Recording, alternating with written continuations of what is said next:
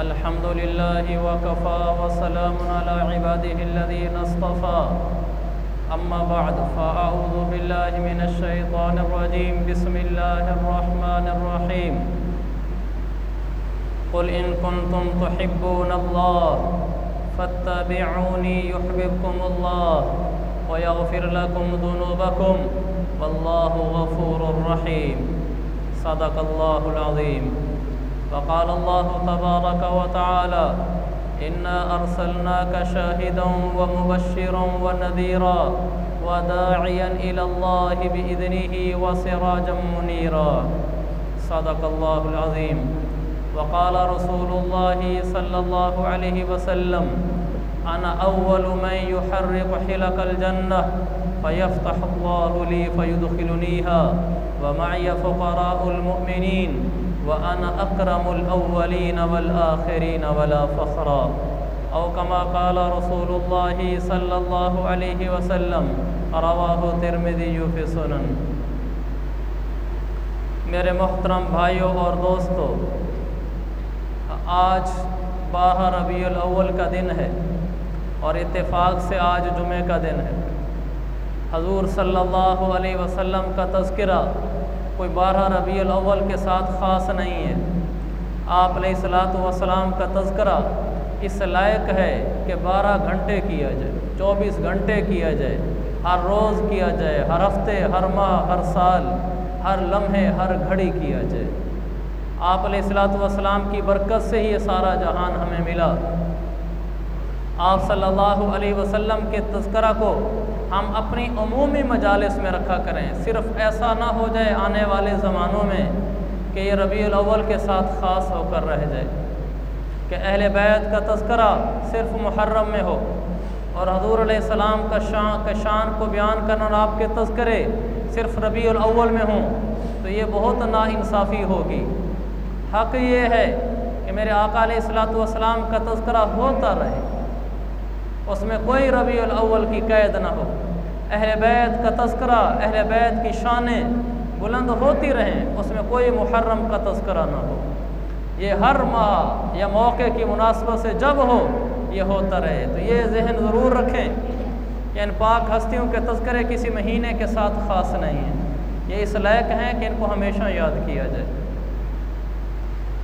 लेकिन हमारे यहाँ इन दिनों में तो बतौर ख़ास तज़किरा किया जाता है, इसलिए मैं भी अल्लाह के नबी सल्लल्लाहु अलैहि वसल्लम की ज़ात बाबरकत के बारे में कुछ अर्ज़ करूँगा, लेकिन इस नज़रिए के साथ कि आपका तज़किरा सिर्फ़ इस दिन के साथ ख़ास नहीं है, वो आगे पीछे भी होने के लायक है। और अल्हम्दुलिल्लाह अल्लाह की रहमत से इस मिंबर से हमने रबीउल अव्वल के अलावा भी दूसरे महीनों और हफ्तों में अपने पाक नबी की शान बुलंद की, आपके तज़किरे किए हैं। जहाँ पहले किए हैं वहाँ आज भी अर्ज़ करेंगे कि आप अलैहिस्सलातु वस्सलाम की बरकत से ही आज मैं और आप यहाँ बैठे हैं और कलमा पढ़े हुए हैं। बल्कि हम तो बतौर ख़ास पाकिस्तान वाले, फिर उसमें से मुल्तान वाले, पुरानी तारीख़ में हम सब मुल्तान के रहने वाले हैं। यानी कदीम तारीख़ में जहाँ मुल्तान का तज़किरा आता है उस वक्त ये मौजूदा इलाके सब मुल्तान का हिस्सा थे, और उस तारीख़ में मुल्तान सिंध का हिस्सा था, ये पंजाब अलहदा नहीं था। इस पूरे को सिंध कहा जाता था, जिसमें हमारा ये मुल्तान भी शामिल था।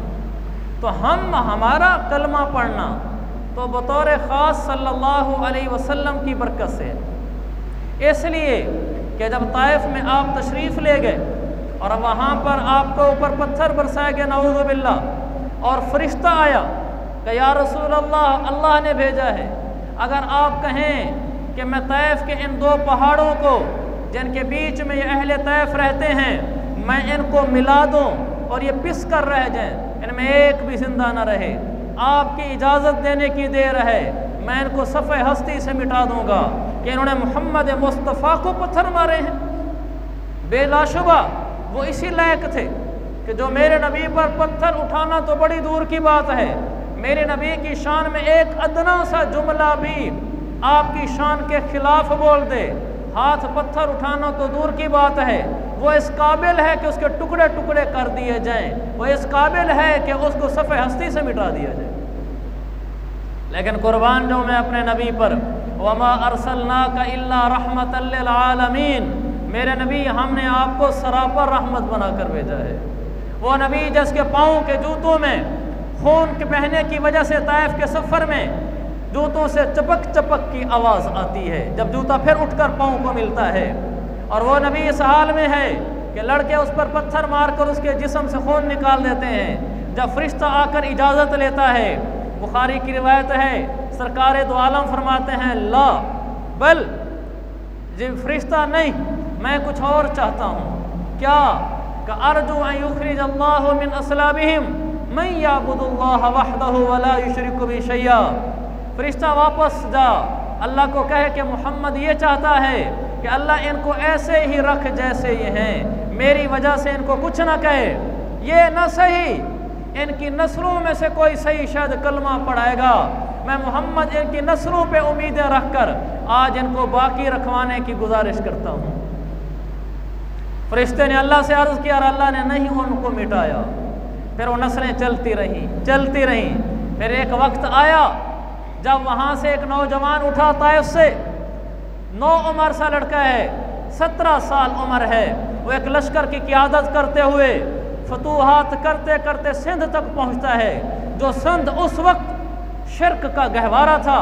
हिंदू मज़हब की बुनियाद इसमें गड़ चुकी थी, हर तरफ कुफ्र कुफ्र था, शिरक ही शिरक था, लोग बुत परस्ती करते थे, एक मुसलमान यहाँ नहीं था। वो 17 साल नौजवान जिसे तारीख़ मोहम्मद बिन कासिम के नाम से जानती है, वो यहाँ पहुँचता है और लोगों के साथ हुस्न सलूक से पेश आता है। लोग उसके हुस्न सलूक को देखकर इस्लाम से मुतासिर होते हैं, इस्लाम से मुतासिर होकर वो कलमे पढ़ते हैं।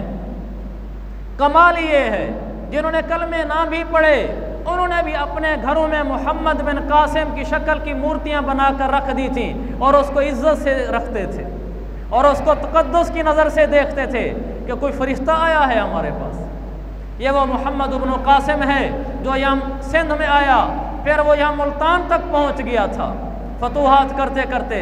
तो मोहम्मद बिन कासिम की वजह से मुल्तान, जिसके अंदर हम सब शामिल हैं, इन्होंने कलमा पढ़ा। फिर राजादार ने उसको वापस बुलवाया। मुल्तान का कलमा मोहम्मद बिन कासिम का मरहून मिन्नत है, और मोहम्मद बिन कासिम का कलमा कमली वाले की दुआ की बरकत से है, मेरे कमली वाले के पत्थर खाकर सह जाने की बरकत से है। और आज मेरा और आपका कलमा मेरे पाक पैगंबर के पत्थरों का नतीजा है।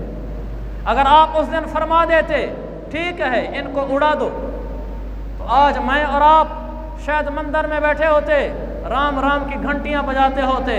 दुआ दो उस कमली वाले को जो पत्थर खाकर भी दुआएं देगी।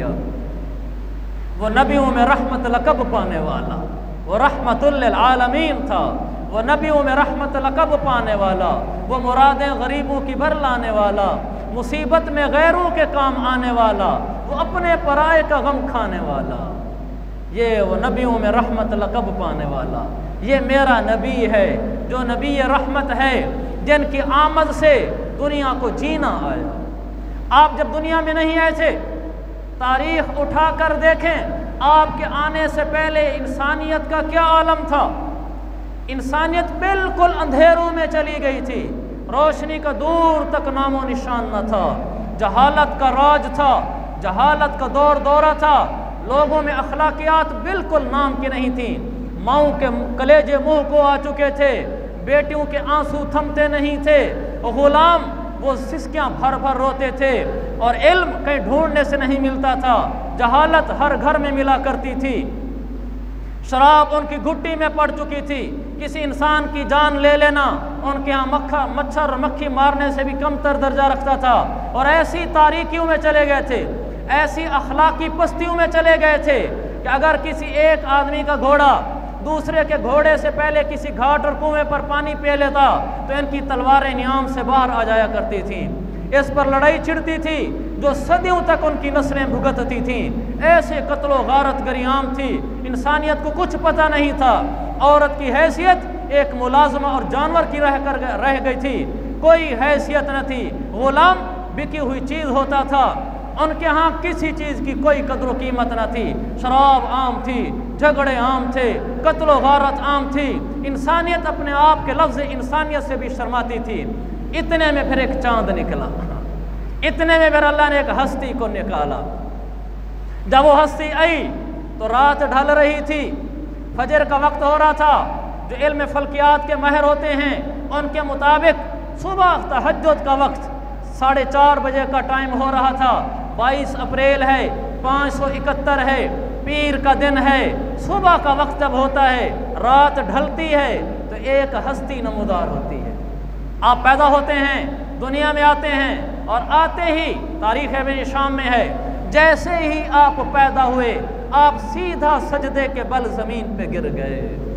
अरे एक दिन का बच्चा, 1 घंटे का बच्चा, 1 मिनट का बच्चा भी सजदा करता है। उस हस्ती ने आकर बताया कि अब निज़ाम बदलेगा। क्या बदलेगा? कि मैं उस वक्त आया हूँ जब रात जा रही है, कि मेरे जाने से अंधेरे जलेंगे, मेरे जाने से अंधेरे टलेंगे। मैं उस वक्त आया हूँ जब रोशनी और दिन आ रहा है, मेरे आने से अब रोशनियाँ आएंगी। और ऐसे हुआ। फिर मेरे आका आए तो दुनिया ने जीना सीखा। आपकी वजह से इंसानियत को जीना मिला है। आपसे पहले क्या था? कुछ भी नहीं था। सबको आपकी बरकत से सीखा। ये ज़मीन रुकी हुई थी, फलक थमा हुआ था। चले जब मेरे मोहम्मद तो जहां ने चलना सीखा। रोख मुस्तफ़ा को देखा तो दियों ने जलना सीखा। ये करम है मुस्तफ़ा का कि शब गम में ढलना सीखा। मैं बड़ा खुश नसीब हूँ। मेरी खुश नसीबी तो देखो, शाह अंबिया के टुकड़ों पे है मैंने पलना सीखा। शाह अंबिया के टुकड़ों पे है मैंने पलना सीखा। मैं गिरा नहीं जो अब तक, ये कमाल मुस्तफ़ा है। मेरी ज़ात ने नबी से है सदा संभलना सीखा। ये दिल बड़ा बेहिस था, कभी नहीं ये तड़पा। सुनी नात जब नबी की तो ये दिल मचलना सीखा। मैं तलाश में था रब की, कहाँ ढूंढता मैं उसको। लिया नाम जब नबी का तो खुदा से मिलना सीखा। ये ज़मीन रुकी हुई थी, फलक थमा हुआ था। चले जब मेरे मोहम्मद तो जहां ने चलना सीखा। आपकी आमद से इंसानियत को जीने का सलीका आया। आप आए तो फिर आपने बताया कि अब मैं आया हूँ। अब गुलाम ऐसे नहीं रहेंगे, अब औरतें ऐसे नहीं रहेंगी, अब बेटियों के आंसू नहीं बहेंगे, अब गुलामों की सिसकियाँ नहीं निकलेंगी, और अब शराबें नहीं पी जाएंगी। अब घोड़ा आगे पहले बढ़ाकर पानी पिलाने पर जाने नहीं ली जाएंगी। अब कुछ और होगा। अब क्या होगा? अब ये होगा कि औरत के सर पे मैं कभी माँ का ताज रखूँगा। मैं बताऊँगा कि माँ के कदमों तले जन्नत है। अब माँ ज़मीन से निकल कर आसमान की बुलंदियों पे आएगी। वो बेटी जिसके आंसू थमते नहीं थे, अब मैं उस बेटी के ऊपर इज्जत का ताज रखूँगा। और मैं कहूँगा कि जिसको अल्लाह बेटियाँ दे उनकी अच्छी परवरिश करे, अदखलताहुमा अलजन्ना, ये बेटियाँ इसका हाथ पकड़ कर जन्नत में ले जाएंगी। अब मैं यूँ बदलूँगा निज़ाम को। ये औरत बीवी थी, ये मजलूम ज़माना थी। जिन दिनों में ऐसे नमाज नहीं पढ़नी होती थी, हमारे ज़माने में ख़ास अय्याम, उन ख़ास अय्याम में वो औरत घर के कमरे में बंद कर दी जाती थी। ज़माने जहलियत में उसको रोटी अंदर फेंकते थे जैसे कुत्ते को फेंकते हैं। वो अगर किसी चीज़ को हाथ लगा देती थी, उस चीज़ को धोया जाता था। उन दिनों में वो रोटी नहीं पका सकती थी और औरतें पकाती थी। और जब वो उससे पाक होती थी, फिर उसके बाद उसको इंसान का दर्जा मिलता था। जितने दिन तक वो नापाक रही, वो कुत्ते के बराबर होती थी। मेरे नबी आए, हज़रत आयशा ने से पूछा, या रसूल अल्लाह, मैं अय्याम में चल रही हूँ, यानी मेरे हाथ में नापाकी तो नहीं? आपने फरमाया, नापाकी हाथ में कहाँ से आ गई है? अय्याम के दिनों में अम्मी आयशा खाना पकाती थी, मेरे नबी खाते थे। अय्याम के दिनों में मेरा नबी घर में आता था, अम्मी आयशा के पास बैठता था। अय्याम के दिनों में मेरा नबी उसके साथ ज़िंदगी गुजारता था। मेरे नबी ने कहा, इंसानियत को अब कोई और आ गया है। अब मैं, बीवियाँ, बेटियाँ वैसे नहीं रहेंगी जैसे पहले होती थी।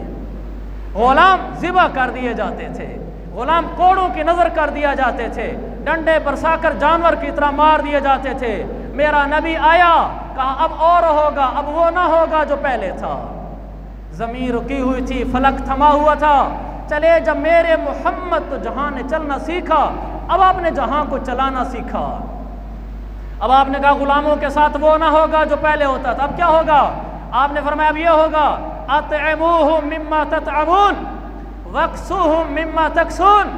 अरे इनको वो कपड़े पहनाना जो खुद पहनते हो, इनको वही खाना खिलाना जो खुद खाते हो। इन गुलामों के साथ अब ये हुस्न सलूक होगा। मेरे नबी ने आके काया इंसानियत की पलट दी। जो दूसरे का घोड़ा पानी पहले पी ले, तलवारें न्याम से बाहर आ जाती थी, अगले की जान ले लेता था कि तेरे घोड़े ने पहले क्यों पानी पिया है। मेरे नबी ने ऐसी नस्ल तैयार की कि मैदान जंग है, सहाबा गिरे पड़े हैं और एक सहाबी को कोई पानी का प्याला पेश करता है तो प्याला पानी का मुंह के करीब करता है, उसे अपने दूसरे मुसलमान भाई की आह की आवाज़ आती है, प्यास। ये खुद आखिरी सांसों में है। हमें तो रोज़ा भी शदीद उतर लगा हो, पानी से नढाल हो रहे हो प्यास से, पानी हमारे पास आ जाए तो हम किसी को पूछते भी नहीं, सुलह भी नहीं करते, पहले खुद पीते हैं। नबी की ज़िंदगी से दूर जो हो गए। लेकिन जो मेरे नबी के माहौल में पले बड़े थे, जिनको मेरे नबी ने तैयार किया था, जब वो कानों से सुनता है आह प्यास है परले को, अपने साथी को कहता है प्याला उसको दे दे, मैं मर सकता हूँ, अपने भाई की प्यास नहीं सह सकता। वो प्याला उसके पास लेकर जाता है, उसको जब प्याला पेश करता है उसे तीसरे की आवाज़ आती है आह की, कि वो भी प्यासा है, का ये प्याला उसके पास ले जा। वो प्याला ऐसे कायों के पास ले जाता है। जब एक आखिरी आह के पास जाता है, जब आह वाले बंदे के पास पहुंचता है तो पहुंचने से पहले रूह निकल चुकी है। वो दौड़ता है पिछले की तरफ ताकि उसको तो पिलाऊं, वो भी रूह परवास कर चुकी। पिछले के पास आता है, जान दे दी। पिछले के पास आता है, अल्लाह के पास जा चुका। ये बता गए कि हम नबी की सोहबत से यूं बढ़े, हम ऐसे बदले, या घोड़ा पानी पहले पी ले तो हम तलवारें बाहर आ जाती थी, या भाई की आह निकले तो हम उसके पानी के लिए जाने दे देते हैं। ये सब मोहम्मद अरबी का कमाल है, ये सब उस मोहम्मद अरबी का कमाल है। वो ऐसी हस्ती दुनिया में आई, आपके आने से निज़ाम बदले। अभी आप पैदा हो रहे हैं, आप सजदे में जा रहे हैं, आप पैदा हो रहे हैं।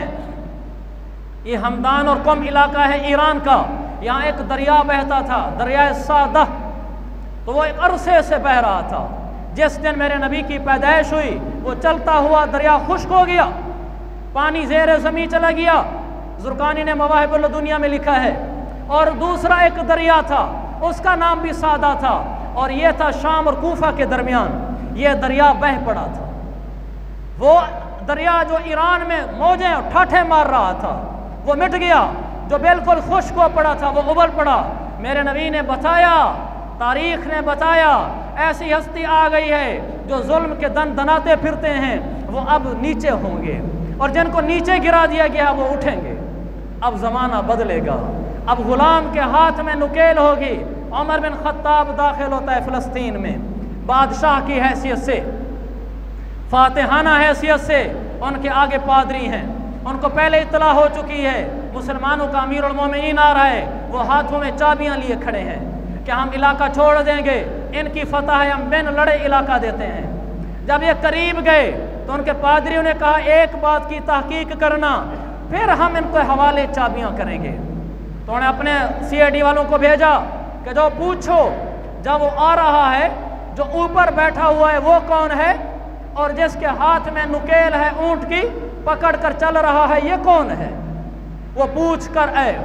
उन्होंने कहा जो ऊपर बैठा हुआ है वो अमीरुल मोमिनीन का गुलाम है, जिसके हाथ में नुकेल है ये उमर इब्न खत्ताब है, जिसके बोल से पूरी दुनिया डरती थी, जिसके नाम का गलगला था, जिसकी कुव्वत के जमजमे थे। कहा वो नीचे है, क्यों है? कहा उसकी बारी थी, ऊंट पर उमर बैठता था, गुलाम चलता था। फिर उमर ने कहा था तू भी मेरी तरह इंसान है, तो ऊपर बैठेगा, मैं नीचे चलूंगा। जब फ़लस्तीन में दाखिल हो रहे थे बारी ही कुछ ऐसे थी कि उमर की बारी नीचे चलने की थी, गुलाम की बारी बैठने की थी। पादरियों को जब बताया गया उन्होंने कहा बस इसी निशानी का इंतज़ार था। हमारी किताबों में लिखा है जब वो आएंगे मुसलमानों के हुक्मरान, चाबियां हवाले कर देना, लड़ने का कोई फ़ायदा ना होगा। और निशानी ये होगी उनका हुक्मरान वो हाथ में नुकेल लिए ज़मीन पे चल रहा होगा, उसका गुलाम ऊपर बैठा होगा। ये मेरा मोहम्मद है कि जब आप आए आपने ग़ुलामों को ये मकाम दिलाया, आपने इंसानियत को जीना सिखाया कि मेरे आने से क्या होगा। तो मेरे अजीज़ पे मेरे भाइयों, ये हमारा नबी है जिसके आने से इंसानियत को जीना मिला, जिसके आने से इंसानियत को रहना मिला। आपके आने से पहले कोई कुछ ना था और आप ऐसे निज़ाम ज़िंदगी लेकर आए जिसके सामने पूरी दुनिया के निज़ाम ज़िंदगी ज़ीरो हैं। इस्लाम इस्लाम है, मुहम्मद मुहम्मद है सल्लल्लाहु अलैहि वसल्लम। अल्लाह की कसम, मेरे नबी जैसी हस्ती पूरी दुनिया में नहीं आई। अगर ये कसम मैं कहूँ आपको समझ आती है, मैं मुसलमान हूँ और मुझे खानी चाहिए। मज़ा तो तब है कि दुश्मन बोले। अमेरिका का मशहूर मुसन्निफ है माइकल एच हार्ट, उसने एक किताब लिखी। किताब का नाम है ranking of 100 influential personals in the history. तारीख में 100 मुअस्सिर कुन अफराद की दर्जा बंदी, ये उसकी किताब है। उसने किताब में 100 इंसानों को जमा किया। लिखने वाला अमेरिकन है, काफिर है, और किताब का उन्वान बांधता है, उर्दू में तर्जुमा बनता है कि तारीख की 100 मुअस्सिर कुन शख्सियात की दर्जा बंदी। जब वो उस किताब में पूरी दुनिया की तारीख पढ़ता है, पहले वालों की भी, मौजूदा वालों की भी, मुसलमानों की भी, काफरों की भी, जिसमें वो चंगेज़ खान को भी पढ़ता है, हलाकू को भी पढ़ता है, सिकंदर यूनानी को पढ़ता है, सिकंदर जुल्करनैन को पढ़ता है, और वो बहुत कुछ पढ़ जाता है। जब उनकी रैंकिंग पर आता है, सबसे पहले वो जिसका नाम लिखता है वो लिखता है मोहम्मद, और फिर वो मजमून का आगाज़ करता है। पहला जुमला ये लिखता है, कहता है मुमकिन है इसको दर्जा अव्वल पर लाने में मेरे बाद दोस्त अहबाब को एतराज़ भी हो, लेकिन मैंने इस हस्ती को पहला नंबर इसलिए दिया है कि मैंने दयानतदारी से जब तारीख़ का मुताला किया, मुझे मेरे रब की कसम मोहम्मद से ज़्यादा मैंने कोई ऐसा मुअस्सिर इंसान नहीं पाया, मोहम्मद से ज़्यादा मैंने कोई कामयाब इंसान नहीं पाया। मुझे मेरे रब की कसम, ये वो शख्स है जिसको मैंने मजहबी मैदान में देखा तो ये सबसे आगे था, जिसको मैंने दुनियावी मैदान में देखा ये सबसे आगे था, इसको मैंने सियासी मैदान में देखा ये सबसे आगे था, मैंने इसको तिब के मैदान में देखा, सारी तिब वहीं से निकलती है। मैं इसको मुआशरत में देखता हूँ, सारी मुआशरत वहीं से सीखी जाती है। मैं इसको मैदान जंग में मुजाहिद देखता हूँ, सारी जंगी पॉलिसियाँ उसी के इशारों से निकलती हैं। मेरे ज़मीर ने कहा मोहम्मद के बराबर कोई न था, न है, न होगा। ये काफिर बोलता है। सिर्फ उसकी चंद दिनों में ही 15 ज़ुबान, चंद महीनों में ही 15 ज़बानों में 5 लाख से ज़्यादा किताबें बिक गईं। तारीख़ में लिखा है ये वो मोहम्मद है जिसके बराबर कोई नहीं है। ज़मीन पे है तो ज़मीन आला है, आसमान और ज़मीन का मुकालमा हो गया। फलक बोला सितारों से मुज़य्यन मेरा सीना है, ज़मीन बोली मुझ पे तूर है, मक्का है, मदीना है। फलक बोला हर शय रोशन है मेरे आबगीने में। इसकी उर्दू बड़ी माना खेज है और इन अल्फाज का रब्त बड़ा माना खेज है। तुम अगर थोड़ी तवज्जो से सुनना इसको, रब्त बहुत अच्छा है। फलक बोला सितारों से मुज़य्यन मेरा सीना है, ज़मीन बोली मुझ पे तूर है, मक्का है, मदीना है। फलक बोला हर शय रोशन है मेरे आबगीने में, ज़मीन बोली यहाँ एक कल्ब मुनव्वर है मदीने में। फलक बोला मेरे आंगन में शम्स मुनीर दमकता है, ज़मीन बोली यहाँ वल्लैल की जुल्फ़ों से वज़्ज़ुहा निकलता है। मेरा नबी का चेहरा जब जुल्फ़ों से ऐसे निकलता था सूरज पीछे रह जाता था, जुल्फ़ें बिखरती थी, रात की तारीकी पीछे रह जाती थी। चेहरा है कि अनवार दो आलम का सहीफ़ा, आँखें हैं कि बहरैन तक़द्दुस के नगी हैं, गैसू हैं कि वल्लैल के बिखरे हुए साए। ऐसा नबी था। तो वो कहने लगा फलक मेरे आंगन में शम्स मुनीर दमकता है, ज़मीन बोली यहाँ वल्लैल की जुल्फ़ों से वज़्ज़ुहा निकलता है। अफलक बोला मुझ पे चांद कैसा नूर वाला है, ज़मीन बोली मुझ पर एक काली कमली वाला है। फलक बोला मेरे अब्र से बादल बरसते हैं, ज़मीन बोली यहाँ बदने मोहम्मद से इत्र टपकते हैं। फलक बोला मुझ में माहों में हर बसता है, चांद सूरज। फलक बोला मुझ में माहों में हर बसता है, ज़मीन बोली तू खुद गुंबद खजरा को तकता है। ये मेरा नबी है, जहाँ नबी आया वो आला।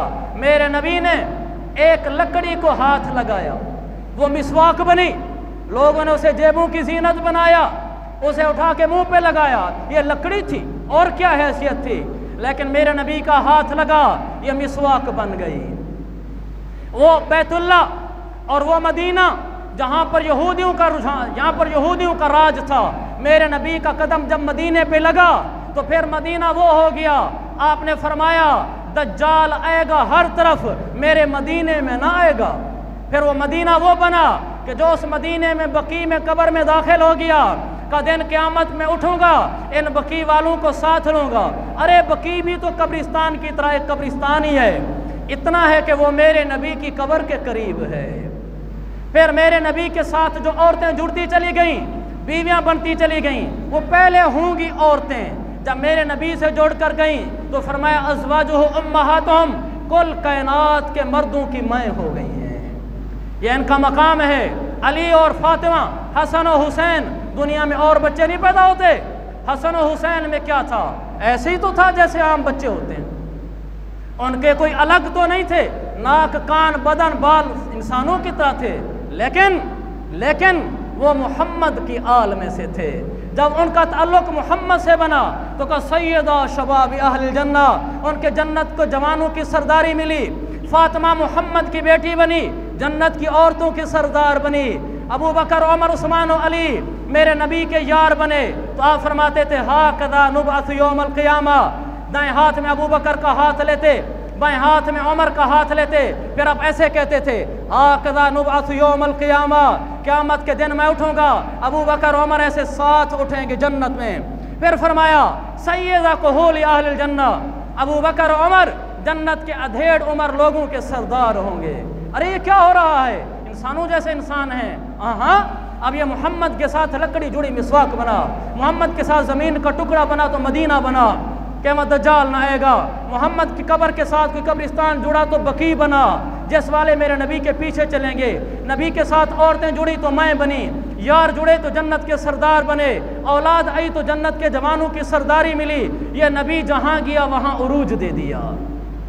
हम इस नबी के दीवाने कल भी थे, आज भी हैं, आइंदा भी रहेंगे। नबी के गुण गाते रहे, गाते हैं, गाते रहेंगे। गुलामी मुस्तफ़ा में दुनिया की नजात है और आखिरत की नजात है। अल्लाह इश्क़ मुस्तफ़ा नसीब फरमाए, इसी पे जीना मरना नसीब फरमाए। व आखिर दावाना अनिल हम्दुलिल्लाहि रब्बिल आलमीन।